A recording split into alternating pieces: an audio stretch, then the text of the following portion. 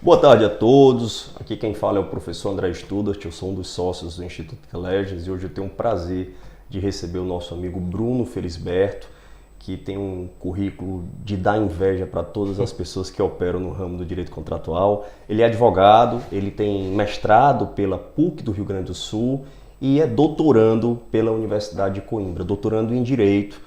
Possui vasta experiência no direito contratual, direito notarial e direito registral. Professor Bruno, muitíssimo obrigado pela presença. Eu que agradeço, André. E aqui a gente vai conversar um pouquinho sobre direito contratual, aquele bate-papo que a gente sempre costuma bater aqui nos in-lives. Doutor Bruno, a gente vinha conversando que todo dia as pessoas celebram contratos. Isso. E depois do que você me falou, me veio em mente até uma coisa super interessante. As minhas filhas, por exemplo, se elas forem para a cantina do colégio, elas estão celebrando contrato. Como é isso? Exato. Primeiramente, boa tarde. Obrigado mais uma vez pelo convite, André. Essa teoria é muito interessante. Décadas atrás, quem desenvolveu essa teoria aqui no Brasil, que inclusive foi replicada em outros países, como a Alemanha, foi Clóvis do Couto e Silva, que ele chamou essa teoria de teoria do contato social. Não contrato social, contato social. Justamente porque ele falou que agentes não capazes, né, que não preencheriam aí, em tese, um dos requisitos da celebração contratual, né, o agente capaz, as crianças, por exemplo, celebram corriqueiramente esses contatos sociais, que seria uma espécie de contrato, um contrato de compra e venda, por exemplo. A criança ir na cantina, na lanchonete do colégio e comprar um lanche. Você tem alguém disposto a vender, alguém disposto a comprar, tem a pecúnia envolvida, uma prestação e uma contraprestação. Perfeito. Mas se todos os contratos fossem simples desse jeito, acho que não teria problemas para advogados resolverem. É verdade. E pelo que você acompanha, já que você tem experiência no direito contratual, quais seriam as principais dificuldades preliminares para a celebração de um contrato seguro para as duas partes? André, você falou num ponto muito importante, que eu vou pegar esse gancho daí. Você falou que bom se todos os contratos fossem simples assim, ou se todas as celebrações contratuais fossem simples assim. A simplicidade, ela não precisa ser sinônimo de celeridade. Ou melhor dizendo, a celeridade não importa necessariamente em simplicidade. A celeridade pode ser advinda, inclusive principalmente de um contrato bem elaborado. Um contrato feito às pressas, sem o revestimento das prescrições legais e sem atenção aos requisitos básicos do contrato, ele é um contrato que pode sair muito rápido, né? O negócio, em tese, pode sair de forma muito célere, mas lá na frente você vai ter um problema. Só para você ter uma ideia, eu vou te dar dados oficiais do CNJ, em 2018 nós chegamos a nada menos do que 90 milhões de processos ativos no Brasil. Desses 90 milhões, 67% tramitam na Justiça Estadual. E quem está no topo do ranking? Em primeiro lugar, absoluto, discussões sobre obrigações de fazer ou questões contratuais. E em segundo lugar, questões atinentes à responsabilidade civil e também consumidor. Via de regra, todas elas vinculadas a contrato. Então, assim, celebrar contrato pode ser simples, desde que você se valha de alguém especializado naquela área, um advogado que tenha conhecimento naquela área e que saiba se valer de determinados gatilhos que a lei nos fornece para tornar esse contrato o mais seguro possível, para que lá na frente esse negócio não venha a ser um negócio desastroso ou traga prejuízo. Isso aí me fez lembrar um livro que eu li recentemente, que é um livro super interessante, que se chama Nudges. São dois autores, Sim. O Richard Thaler e o Cassius Steen, e eles discutem que nudges funcionam como empurrões, cutucões, né? Que o arquiteto da escolha ele pode fazer para que você tome decisões corretas. E aí ele começa a discutir questões mais complexas. Sim. Por exemplo, ele fala, você pratica determinadas ações todos os dias e para essas ações não há necessidade propriamente de um nudge, porque você já tem experiência naquilo que está fazendo. Mas, por exemplo, você não compra uma casa todos os dias, Isso. Você não faz um contrato de plano de saúde, celebra um contrato de plano de saúde todos os dias. Então, para essas ações que são extremamente esporádicas na vida de uma pessoa, um nudger seria bem interessante. E aí quem é que poderia dar esse nudger quando da celebração do contrato? Um advogado especializado em direito contratual. Exatamente como nós falávamos agora há pouco. A gente mencionava o contrato de compra e venda. É um contrato simples? É um contrato simples, é um contrato típico. A gente sabe quem devem ser as partes, qual deve ser o objeto. Então, em tese, é um contrato simples. Mas é um contrato que, mesmo sendo simples, ele pode ser um contrato extremamente seguro. Um contrato simples não importa em dizer sobre insegurança do contrato. Muito pelo contrário, deve dizer sobre segurança do contrato. Então, qual é a grande importância de você ter ao seu lado alguém que entenda da parte contratual e principalmente da parte contratual sobre aquele objeto que está sendo celebrado? É justamente de você ter naquele profissional, buscar daquele profissional a expertise de ele amarrar determinadas cláusulas no contrato que te traga segurança. Numa compra e venda, por exemplo, é muito comum que as compras e vendas aqui no Brasil não sejam feitas à vista. Muitas delas são feitas em parcelas, né? E como garantir que eu vou receber aquelas parcelas e não vou ter que resolver aquele caso no judiciário? E aí esperar sei lá quantos anos para que aquilo seja resolvido. Hoje as pessoas fogem do judiciário. Exatamente. Então, o intento é esse, né? É a desjudicialização, o evitar o litígio. Como eu dizia, a gente já contabiliza quase 100 milhões de processos para uma população de pouco mais de 200 milhões. É impensável você cogitar isso. Não tem como a coisa andar, né? Então, como é que se evita isso? Como é que se evita litígios? Celebrando bons contratos. Já que a gente sabe que as duas principais discussões no judiciário são decorrentes de questões contratuais, é porque esses contratos estão sendo mal feitos, né?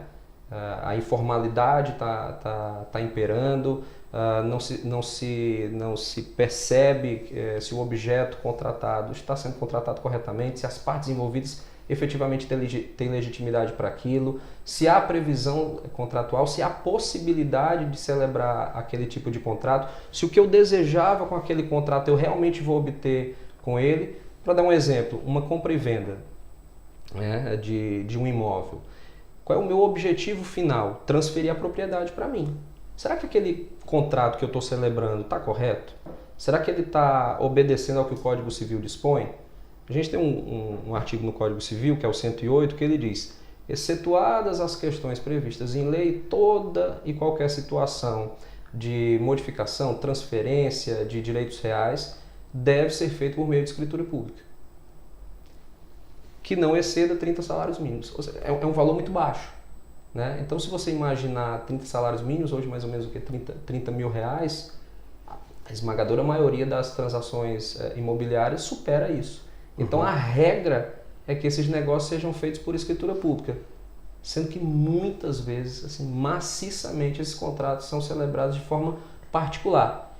É proibido? Não. Existem contratos de compra e venda que, se revestidos de determinada forma, se atendidas aquelas excepcionalidades, podem ser celebrados por instrumento particular. Um exemplo, e aí já pegando aquele gancho da nossa conversa anterior, onde você me contava que um amigo vendeu o imóvel, não é isso? Vendeu. E parcelou e aí algumas vezes, não recebeu e depois foi brigar na justiça.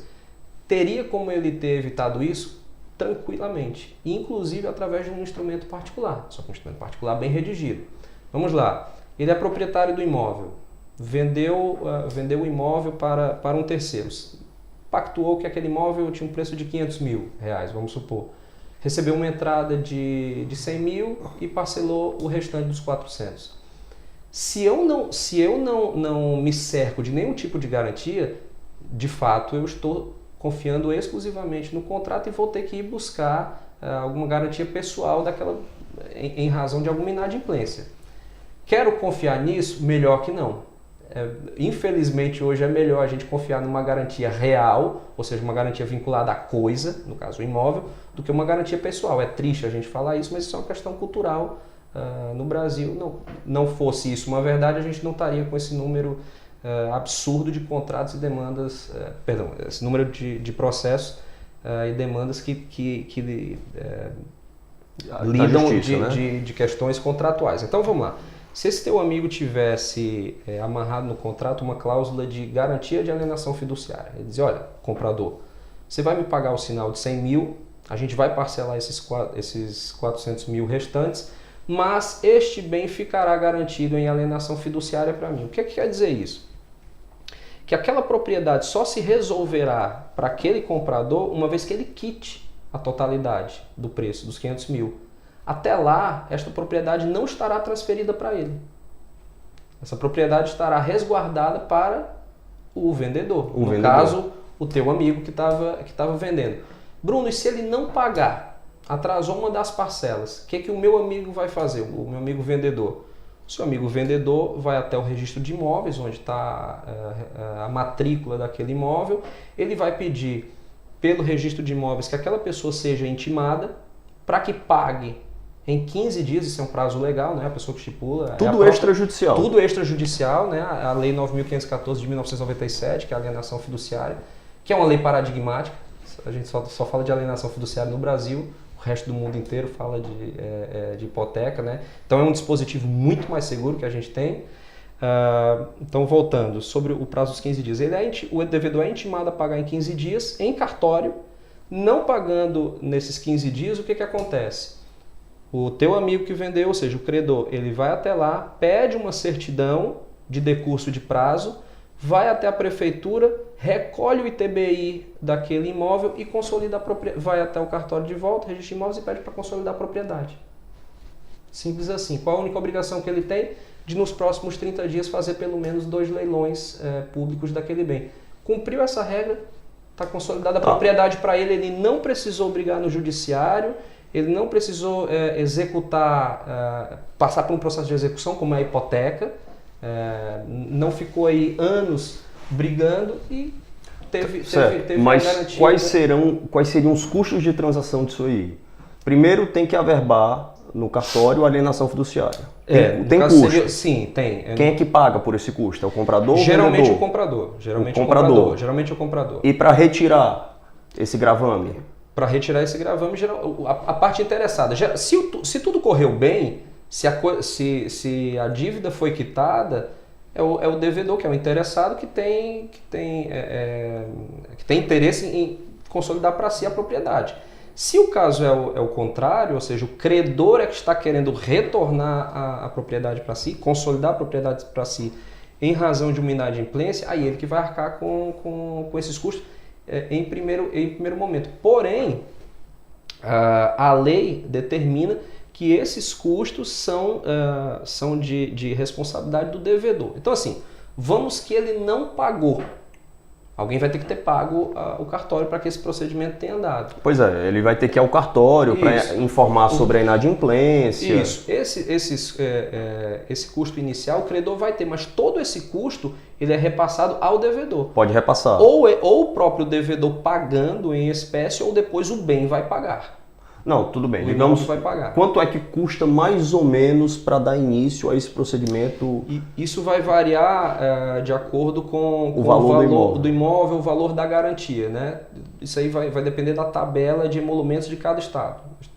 Então, como as tabelas são estaduais, você tem parâmetros, né? Tem escalas, por exemplo, de 1 centavo até 30 mil reais, vamos supor, é um valor. De 30 mil reais e 1 centavo até 100 mil vai outro valor e assim vai. Até um determinado teto. Beleza, esse é o primeiro custo, né? Tem que iniciar o processo junto ao cartório, o cartório vai e notifica o devedor para que ele quite a parcela que está pendente. Se ele não quitar em 15 dias, eu já posso me dirigir à prefeitura. Você vai até o cartório, pede a certidão de decurso de prazo, vai até a prefeitura. E eu tenho que pagar o ITBI de novo. Tem que pagar o ITBI. E o ITBI é caro. É caro. 2%. Na verdade, a alíquota, costumeiramente a gente acha que é 2%, mas na verdade é o seguinte, o Código Tributário Municipal de Fortaleza estabelece a alíquota de 3%. Salvo engano, é o artigo 297 do Código Tributário Municipal de Fortaleza. Então, como o ITBI é um imposto de competência municipal, cada município você vai ter que verificar em cada município qual é a porcentagem de incidência do ITBI. Eu achei que fosse 2% aqui. Então, vou explicar o que acontece. A alíquota, na verdade, é de 3%. Por que a gente costuma ver quase em 100% dos casos, os 2%. É porque ela é reduzida de 3% para 2% desde que o ITBI seja pago até um dia antes da celebração do contrato. Do contrato ou da escritura pública, quando é o caso de escritura pública. Por isso que a gente acha que é 2%. E eventualmente quem paga 3% está pagando algum tipo de multa. Não está pagando nenhum tipo de multa. É a alíquota normal. É quem paga antes... Que paga com desconto. É que paga com desconto. Certo, mas vamos imaginar. Digamos que um conhecido meu, ele vendeu um imóvel por R$500 mil para outra pessoa, o cara pagou R$100 mil e ficou um saldo devedor de R$400 mil. Sim. E ele não financiou junto à instituição financeira nenhuma. Ele ficou pagando de maneira parcelada. Existindo inadimplência, a pessoa se dirige ao cartório e inicia aquele procedimento de cobrança, depois vai lá, havendo decurso de prazo, vai no cartório, pega a certidão e vai para a prefeitura e recolhe DBI. Isso. Mas esse cara que vendeu, ele recebeu R$100 mil de entrada. O credor, que ainda tem crédito aí para receber, recebeu 100, mas aí está faltando 400. Ele pode abater desses 100 mil que ele recebeu. Ele pode abater, porque vai ter que devolver, né? Ele não vai ficar com os 100 mil. Que acontece? Todos os custos dessa operação são de responsabilidade do devedor. Mas eu posso abater então automaticamente? Ele vai ter que ser pago de alguma forma, porque assim, quando você vende por 500 mil, via de regra, você ao final do contrato vai ter pago muito mais do que 500 mil.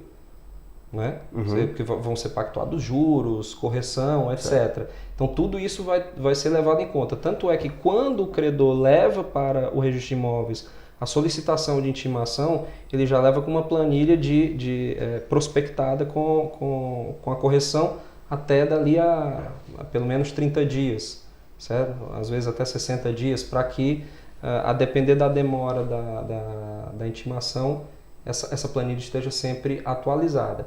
Ao final, esses custos vai ser feito um encontro de contas. Pode fazer, né? Porque eu vou precisar saber por quanto se esse bem vai ser vendido ou não. Mas eu não posso só recuperar a propriedade dele, se ele for, sim, o objetivo é esse. É esse, né? Não precisa ir para leilão público. Não. A questão da feitura dos 2 leilões públicos é uma exigência legal. Faz o primeiro, não vendeu no primeiro. Faz o segundo, não vendeu no segundo. Pronto, está cumprida a exigência. Mas pode ser que eu venda no primeiro leilão ou pode ser que eu venda no segundo. Vender no primeiro leilão, quem define o preço do leilão? Do imóvel? Quem define o preço? O preço do imóvel? Não, o primeiro preço do imóvel já vai estar previsto em contrato. Porque a Lei 9.514, ela determina que tem que constar no contrato qual é o preço do imóvel para fins de leilão público. Isso já fica previsto desde a celebração do contrato. Tá. Não é o bel prazer do credor ou do leiloeiro, enfim, não é uma rifa. Né? Então esse valor ele já está previsto em contrato. E o valor do segundo leilão também vai estar previsto no Mas o valor do leilão ele vai estar previsto num bom contrato, aquele contrato que você disse, sim, feito por um advogado, sim, especializado. Ou ele pode ser que não esteja previsto no contrato? Se ele não estiver previsto no contrato, ele não vai ter cumprido um dos requisitos básicos e obrigatórios da lei de alienação fiduciária. Porque assim, a lei de alienação fiduciária, como eu disse, é uma lei paradigmática, a gente só conhece aqui no Brasil. E ela tem uma força tão grande que, para você ver, ela é uma exceção àquela regra do artigo 108 que eu falava. Ou seja, tanto ela pode ser celebrada em negócios, compras e vendas, dação em pagamento, enfim, essas confissões de dívida com dação em pagamento, desde que esteja amarrada a alienação fiduciária em qualquer valor. Então, eu estou vendendo um apartamento de R$2 milhões, é muito acima de 30 salários mínimos. Posso fazer por instrumento particular? Posso. Bruno, mas eu ouvi que instrumento particular só pode ser feito com banco. Só a instituição financeira pode celebrar contrato de alienação fiduciária. Não. Particulares também. Né? Pode ser pessoa física com pessoa física. Não precisa nem ser pessoa jurídica com pessoa física. Né? Eu, pessoa física, posso celebrar com você, pessoa física, um contrato de compra e venda com garantia de alienação fiduciária. Agora, Bruno, deixa eu lhe perguntar uma coisa. Eu tive que tirar 3 dúvidas com você. Pois não. Digamos que eu esteja vendendo o meu imóvel. Para quem está vendendo o imóvel, é recomendável contratar um advogado? Eu acho. E para quem está comprando, com certeza. Eu acho porque assim, André, às vezes a gente tem uma sensação de que está fazendo na nossa cabeça a gente está fazendo o negócio todo certo, tá? Estou celebrando uma compra e venda, mas muitas vezes, pelo fato de as pessoas desconhecerem o trâmite cartorário, elas não percebem uma série de requisitos. Exemplo, é muito comum a pessoa tá há anos com o imóvel, mas na matrícula do imóvel ela não ser a proprietária matricular. Ainda está no nome de outra pessoa. Ela celebrou ali um contrato particular, geralmente uma promessa de compra e venda, até já quitou essa promessa, ou seja, adquiriu para si o direito de escriturar aquele imóvel, o direito de exigir do antigo proprietário, do proprietário matricular, a transferência do imóvel, a celebração da escritura pública, e nunca foi atrás disso. Isso é super comum. E aí essa pessoa arranja um comprador e celebra mais um outro contrato, e aí quando você vai ver, está feita uma cadeia faticamente que não representa necessariamente a realidade registral. Eu até tenho uma cadeia de contratos, mas esses contratos não se sabe exatamente a qualidade deles. Pode ser que eles acedam ou não ao registro de imóveis, a depender se eles estiverem revestidos das formalidades, né? Cada contrato vai ter que ser analisado. Então você muitas vezes tem contratos de compra e venda que não estão sendo celebrados pelas pessoas que têm legitimidade para tal. Só pode vender aquele que é dono. Bom, se para eu ser dono eu tenho que ter um imóvel registrado em meu nome e ele não está, por enquanto eu não sou dono. Né? Então você é muito bom você consultar um advogado especialista nessa área para aquele primeiro passo. Qual é o seu imóvel? É esse apartamento aqui? Ok. Qual é a matrícula dele? Qual é a zona imobiliária onde ele está matriculado? Primeiro passo, vou até o cartório de registro de imóveis, pego a matrícula atualizada daquele imóvel para ver o espelho daquele imóvel. Quem é o proprietário matricular, se o imóvel é aquele mesmo, se pesa contra esse imóvel algum tipo de ônus, ou seja, penhora, indisponibilidade, protesto contra alienação de bens, alguma hipoteca, enfim, se pesa contra esse bem qualquer tipo de coisa. Está limpo o imóvel, livre e desembaraçado? Vou para o próximo passo. Vejo quem é o proprietário matricular. É a mesma pessoa que está anunciando? É a mesma pessoa que está vendendo? Ele tem legitimidade para tal? Tem. Joia. Vamos agora para o terceiro passo. Que instrumento nós vamos realizar? Uma compra e venda vai ser à vista? Vai ser à vista. Então não vai ter garantia. Não vai precisar garantir. Qual o valor? É acima de 30 salários mínimos? Sim. Então vamos lá para um tabelionato celebrar uma escritura pública. Não, vai ser a prazo. É acima de 30 salários mínimos? Vai buscar garantia real? Sim, vou tomar como garantia real o próprio imóvel. Por hipoteca ou por alienação fiduciária? Alienação fiduciária.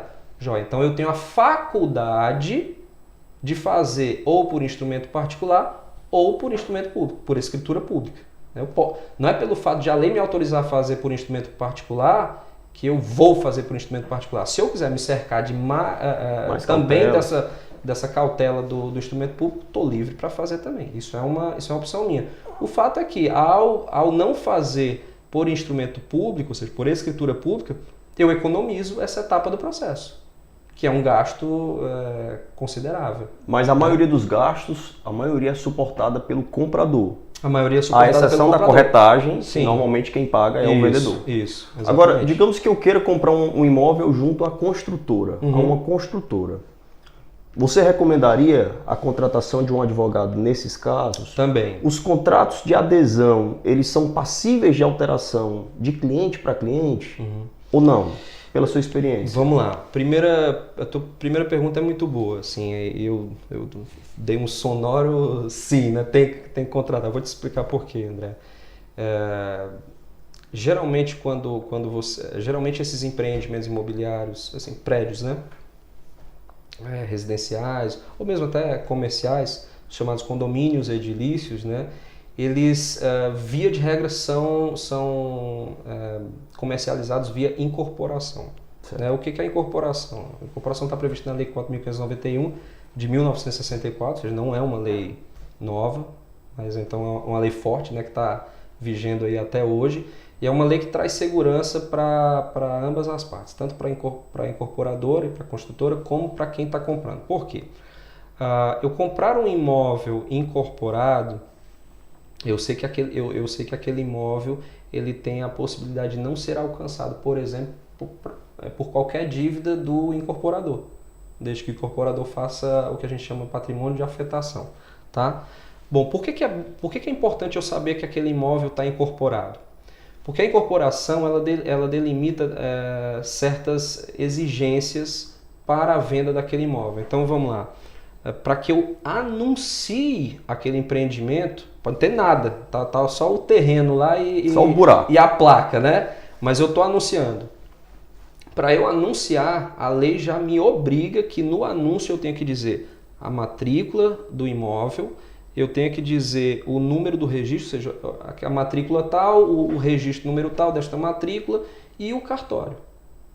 Se isso não existir, o que está existindo é uma comercialização de imóvel irregular. Furada total. Furada total. É o artigo 32 da Lei 4.591 que diz que é expressamente proibido você comercializar, você negociar, transacionar unidades futuras, unidades que deveriam estar incorporadas, porque esse é o objetivo da incorporação, ou seja, você angariar dinheiro para tocar a construção. Qual é a lógica da incorporação? É através desses contratos que eu celebro com os meus promitentes compradores, eu ir angariando dinheiro para levantar o empreendimento. Como é que eu faço isso?